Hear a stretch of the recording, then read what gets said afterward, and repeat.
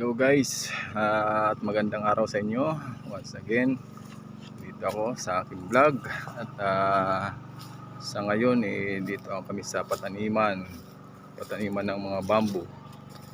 So, ang gagawin namin, magdidilig po kami. Ayan po, medyo masukal po ang pataniman ng bamboo. At nagdidilig po kami ngayon.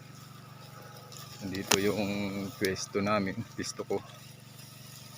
So ayan, may hose ako dito. Ayan. Ayan siya. Ayan ang hose, malakas siya. So dinidiligan namin to para kasi ngayon tag-araw, tuyong-tuyo yung lupa. Para siya makasurvive siya, kailangan diligan. Ayan po. Dinidiligan talaga siya, yung dilig na dilig, basang basa. So ayan, kailangan siya kasi pag hindi siya diniligan ng maayos, ay pag natuyo siya, tulad ngayon tag-araw, summer, talagang tuyong-tuyo yung lupa, tsaka hirap yung halaman. So kung makikita nyo yung kabilang side, ayan po, tuyong-tuyo po yung lupa. Saka yung mga tanim, talagang hirap na hirap sila, musbong. So yan po. Yan po ang pataniman dito sa full bamboos. So malaki po ang diferensya sa dinidiligan pag tuyo yung lupa, saka yung sa hindi.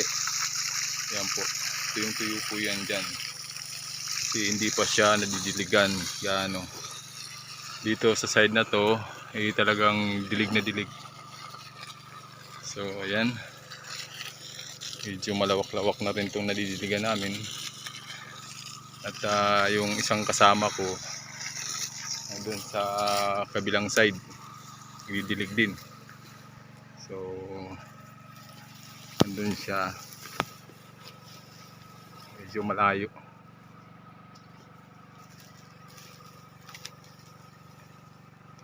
Medyo malayo yung distansya namin.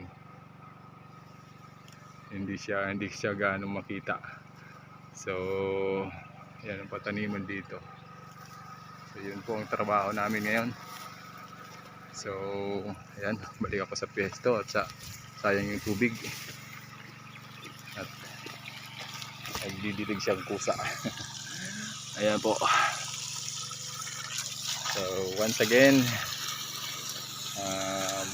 magandang araw sa atin. At subscribe sa channel ko for more update video. Thank you.